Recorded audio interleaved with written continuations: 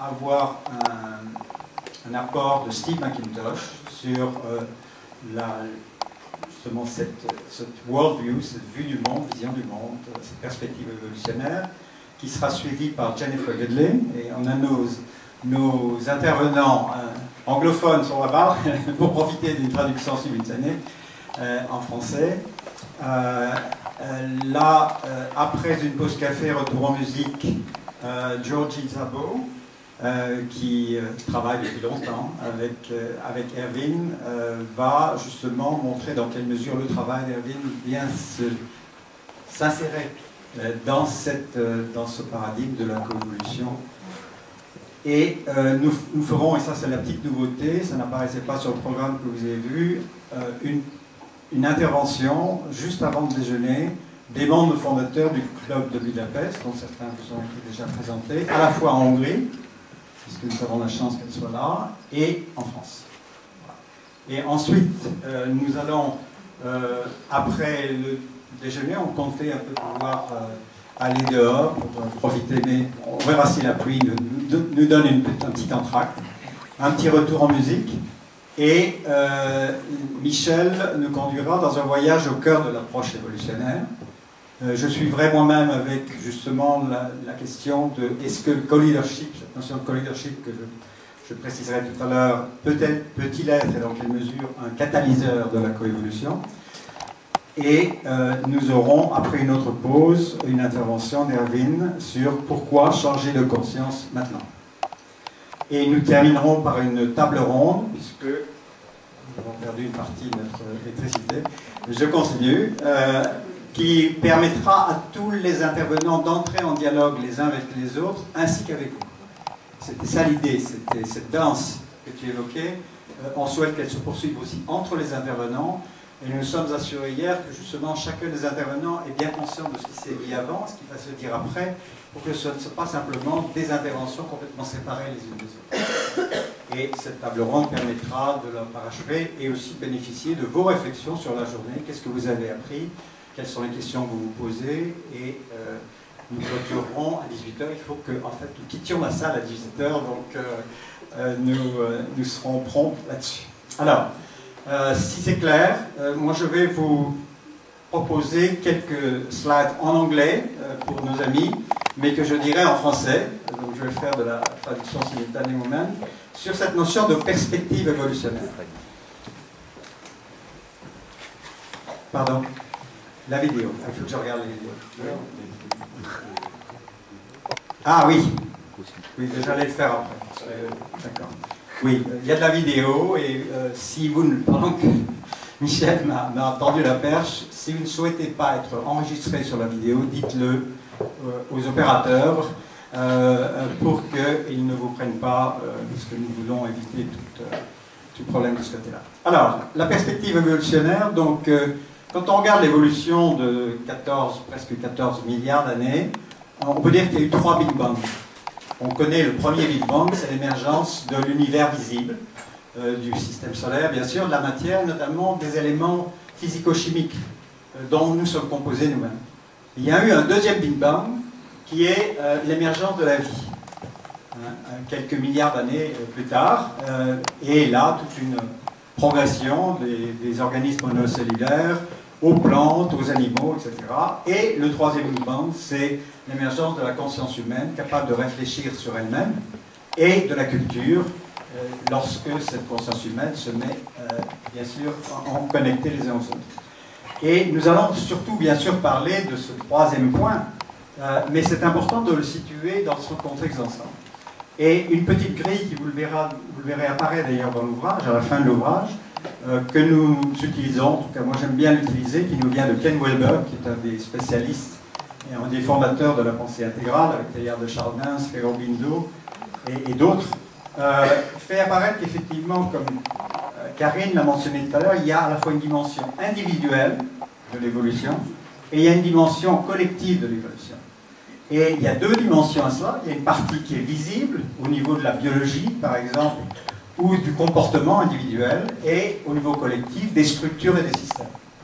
Et ce qui est très intéressant, c'est effectivement de se poser la question, mais comment ces différents champs, ces différents domaines de l'expérience humaine sont reliés aux autres, les uns aux autres. Et dans une période de profonde mutation, comme celle que nous vivons actuellement, à quel point est-il important de jouer sur ces 4 domaines, et pas un seul.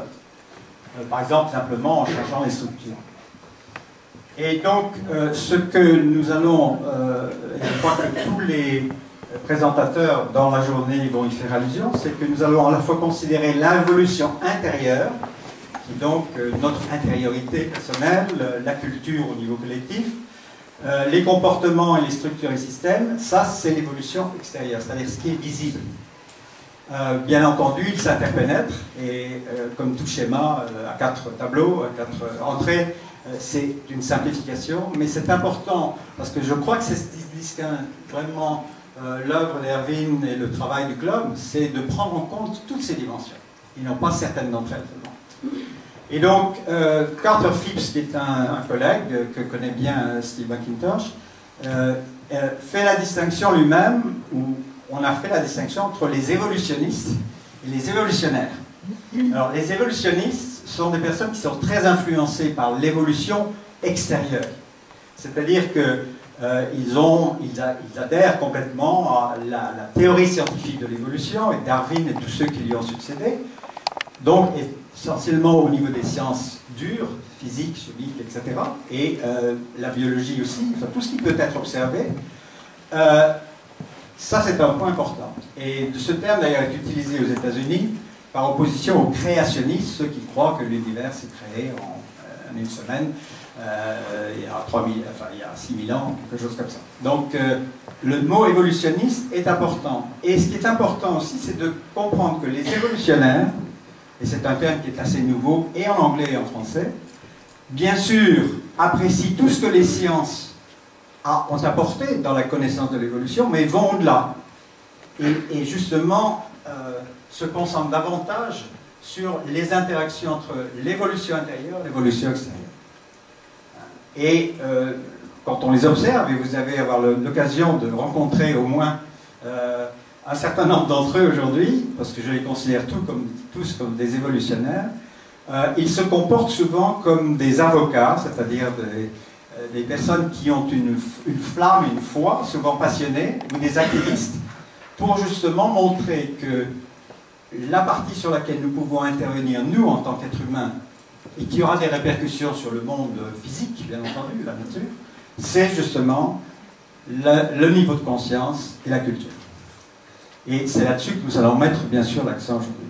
Donc on peut dire qu'un évolutionnaire, ça je dois aussi cette distinction à Carter Phipps, dit c'est d'abord un généraliste transdisciplinaire. Il n'est pas prisonnier d'une discipline. Ni science dure, ni science molle, ni spiritualité, etc.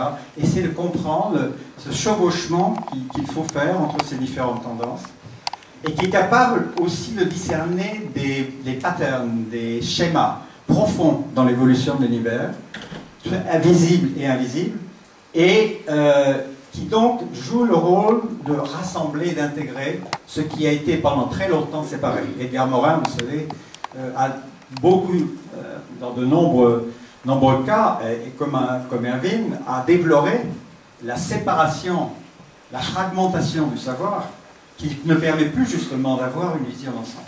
Et donc un évolutionnaire a le souci de dire comment tout ceci est entremêlé, interdépendant, comme disait Karine tout à l'heure. Et ils ont aussi le souci de regarder la réalité avec un sens du temps long, parce que l'évolution, c'est 14 milliards d'années. Les transformations que l'on peut faire dans les prochaines années vont peut-être prendre 2-3 générations avant vraiment de concerner l'ensemble, une grande partie des individus de la planète. On ne peut pas se limiter à sa vie. Et donc, Teilhard de Chardin parlait d'ailleurs du temps profond, qui pour moi est un peu la même chose que le temps long. Et que c'est une capacité qu'a l'humanité actuellement de commencer à faire émerger cette conscience du temps profond. Et le troisième caractéristique, c'est que ces évolutionnaires, et vous le sentirez, vous le verrez en les écoutant, ont en fait une très grande foi dans l'avenir. Ça ne veut pas dire que l'évolution est une trajectoire rectiligne, il y a beaucoup de hauts et beaucoup de bas aussi. Mais il y a une sorte de croyance, en tout cas c'est la mienne, et je pense que c'est partagé. Il y a une fondamentale foi et une confiance dans le processus de la vie dans son ensemble, avec ses hauts et ses bas, avec ses méandres, etc., qui nous amène là où nous pouvons peut-être aller. Qui n'est pas déterministe, mais je crois que Steve nous le dira mieux que tout autre, qu'il y a une direction dans l'évolution. Une direction dans l'évolution.